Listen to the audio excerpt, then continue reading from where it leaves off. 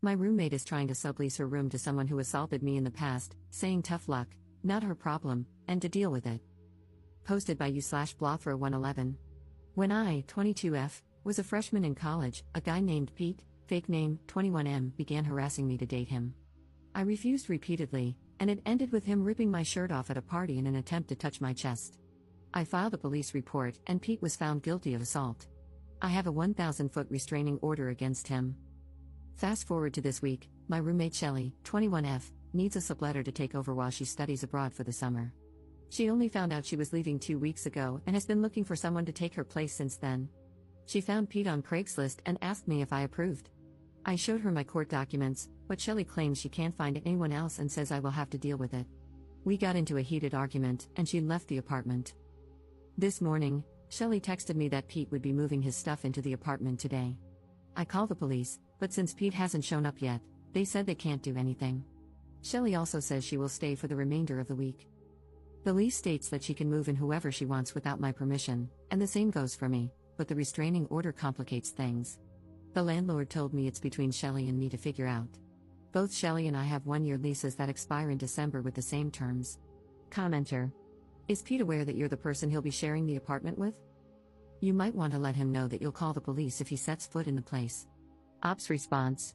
Pete is aware that I'm the roommate because Shelly posted the ad with a photo of both of us, without my permission. I already promised that I would call the police, but Shelly is locked in her room and refuses to listen to me. I'm sitting by the door with 911 pre-dialed. Commenter.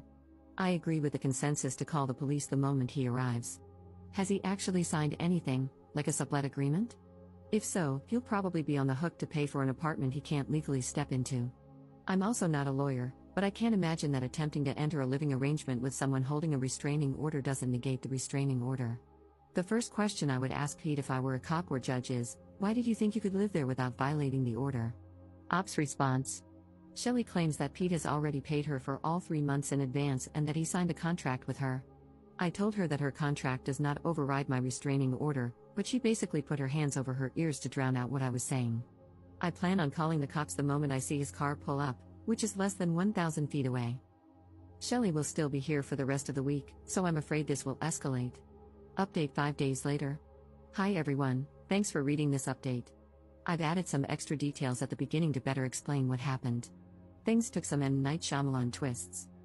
Details: Shelly and I were not close friends. We were simply roommates with our own separate bedrooms and a shared kitchen/living space. I've only known her since last December when we originally signed our leases.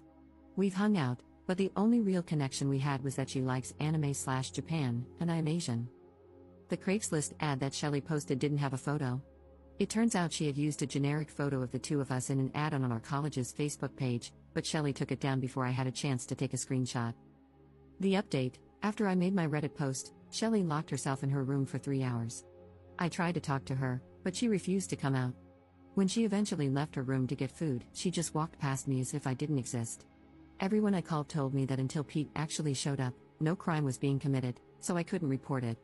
I just sat by the door and window, watching for Pete's car. This continued until early Saturday morning when Shelly woke up for her morning jog. I had stayed up all night on the couch, still keeping watch for Pete's car. Shelly tried to sneak past me, but I woke up and blocked the door. I demanded an explanation for why I was being forced to stay up all night, waiting to call the police on Pete when she knew I had a restraining order against him. Shelly's response was that the restraining order didn't matter to her. She claimed she had dealt with unreasonable people like me before and had never listened to a restraining order, so why should she start now? The more I listened, the sicker I felt. Shelly basically admitted to me that she is a beach. I told Shelly she was a real piece of work and that I would continue keeping watch for Pete while considering legal action.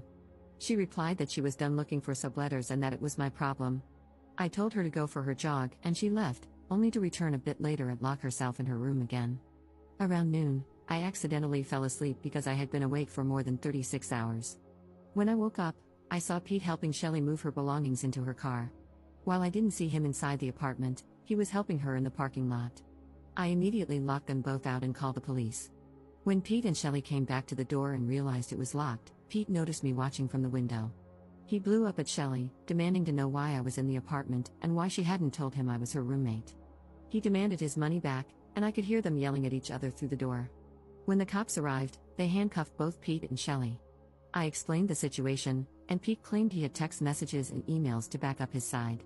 The officers checked his phone and found messages from Shelley indicating that her roommate wouldn't care about XYZ because he's a chill guy. Pete had even posted his own ad looking for a male roommate. That's right, Shelley is a liar too. The police released Pete because he had proof he didn't know it was me. I was fine with this, as I saw the messages myself. Shelley, however, was charged with disorderly conduct, and her mom came to get her. On Sunday evening, Shelley and her mom returned to the apartment to finish packing for her study abroad program. Shelley made snide comments about me definitely going roommate hunting to find her a subletter, as I had said I would. I ignored her. This morning, Shelley left for her flight. The good thing about separate leases? I'm only responsible for my rent, not hers. So, I'm going to sit back and relax for the rest of the summer while she gets evicted for failing to pay her share. Up in the comments. I wish she could have been charged with more, but she started bawling her eyes out to the police officer, and he went easy on her because she looks so young. To me, it's just another sign that she's an awful person because she was manipulating the cops. The lease explicitly states that I'm not liable for her rent, and even if she tries to sue me, it's my word against hers, and I'm confident I would win that legal battle. Pete is staying as far away from it as he can, and he apologized to me and is trying to get his deposit back from her.